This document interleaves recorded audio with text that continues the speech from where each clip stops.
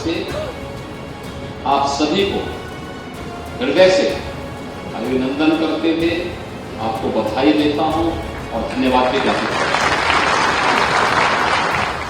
महाकुंभ प्रयागराज को सफलतापूर्वक संपन्न करने के लिए मैं प्रदेश सरकार की ओर से आप सभी को हृदय से अभिनंदन करते हुए आपको बधाई देता हूं और धन्यवाद भी ज्ञापित करता हूं।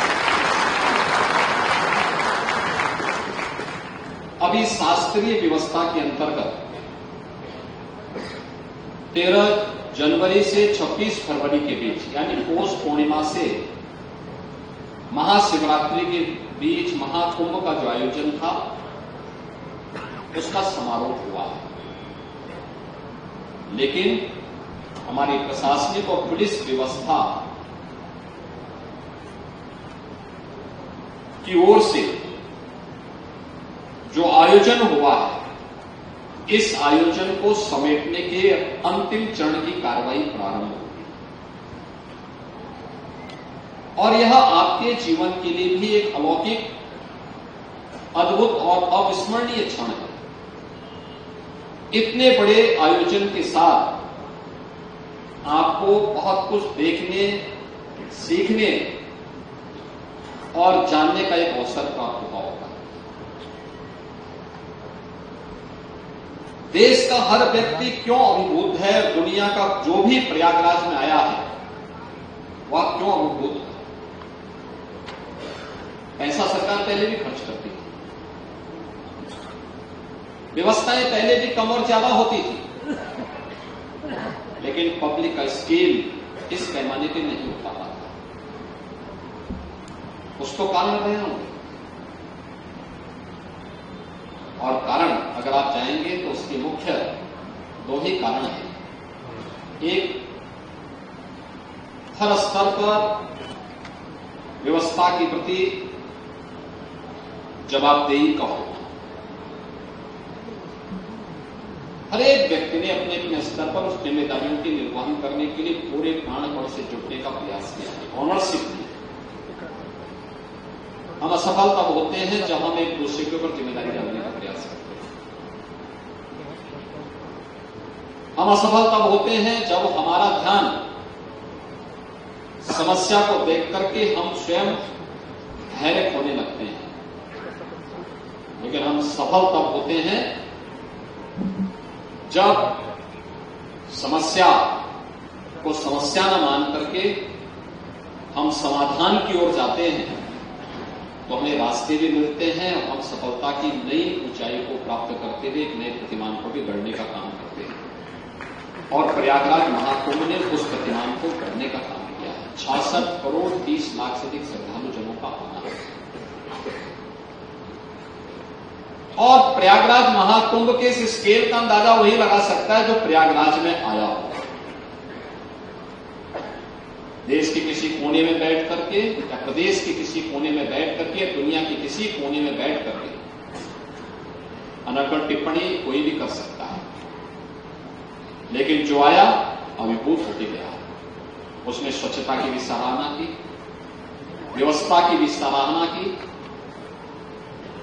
उसने सुरक्षा की भी, ट्रैफिक की भी, आपदा प्रबंधन की भी और हर एक स्तर पर कहां कहां पे क्या कार्य हुए हैं, इन सब के प्रति उसके अच्छे कमेंट आए हैं हर स्तर पर। क्योंकि मेरे पास तो देश भर से आने वाले पब्लिक के भी, सोशल मीडिया प्लेटफॉर्म के माध्यम से भी, मीडिया के माध्यम से भी और टेलीफोन के माध्यम से भी, या आज के दिन पर मीडिया इतना बड़े पैमाने पर कहे कि कोई बात छुपती नहीं है, उन सब के बारे में उसके जो कमेंट आ रहे थे उनको देख करके भी और जो हम लोग पढ़ रहे थे, देख रहे थे, प्रत्यक्ष अनुभव भी कर रहे थे, उसके बारे में जो पॉजिटिव आया है वो एक 3 वर्ष का परिणाम।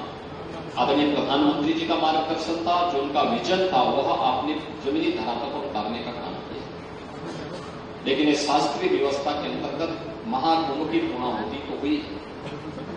अब आगे की जिम्मेदारियों, एक एक कार्य को आपने देखा, एक एक कार्य की अच्छाई और उसमें कहां कमियां रह गई कि उसको और अच्छे ढंग से आगे बढ़ाने का काम कर सकते हैं। आगे के आयोजनों के लिए उसको डॉक्यूमेंटेशन करना, उसको डॉक्यूमेंटेशन के करते हुए आगे बढ़ाने के लिए फिर उसको तैयारी करना, मेला प्राधिकरण के साथ मिलकर के इस आयोजक को, यहाँ के लोकल प्रशासन के साथ मिलकर के फिर इस आगे के पीढ़ी के लिए उसको हस्तांतरित करना। यानी सब कुछ तो पहले से था, धरोहर हमारे पास पहले से थी, लेकिन हमने आदि गुरु के रूप में भगवान वेदव्यास को क्यों आराधना की? क्योंकि उन्होंने श्री संहिताबद्ध किया, डॉक्यूमेंटेशन उन्होंने किया था। संहिताबद्ध करने के बाद एक शैली उन्होंने उसको दी, वही वेदों के रूप में, वही पुराणों के रूप में, वही उपपुराणों के रूप में आगे बढ़े। और अब उसको संहिताबद्ध करना, डॉक्यूमेंटेशन उसका करना,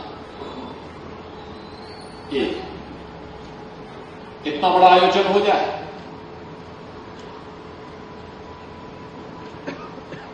कहीं कोई सुरक्षा में सेन नहीं रही, कोई लूट की घटना नहीं हुई, कोई अपहरण की घटना नहीं हुई,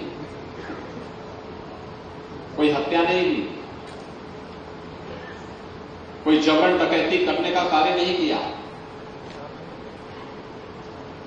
कोई मास पैमाने पर दंगा नहीं हुआ। प्रयागराज ही नहीं, पूरे प्रदेश में कहीं भी कोई घटना ऐसी नहीं घटी थी जिस पर किसी को उंगली उठाने का अवसर था, किसी को नहीं। अलग किसे है कि कोई काठमांडू की फोटो को, कोई काहिरा की फोटो को, कहीं और जगह के वीडियो को यहां पे जबरन डाल करके बदनाम करने का प्रयास किया, ऐसा नहीं। लेकिन प्रयागराज में, प्रदेश में कहीं भी इस प्रकार के दृश्य, इस प्रकार की घटना नहीं घटी थी।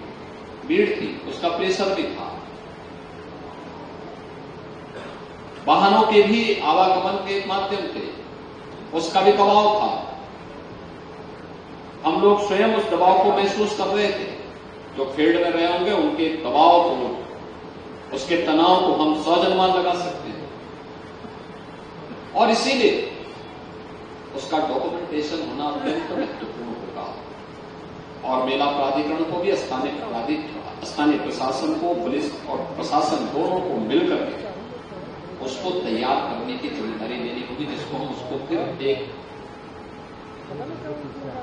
डॉक्यूमेंट तैयार करते हुए आगे के लिए इस प्रकार के आयोजनों को और भी भव्य तरीके से और भी सुव्यवस्थित तरीके से आयोजित करने के लिए आने वाली पीढ़ी को फिर उसको दे सके, लोग याद कर सके कि आयोजन कैसे होना चाहिए, किस रूप में हम उसको सफलतापूर्वक आगे बढ़ा सकते हैं।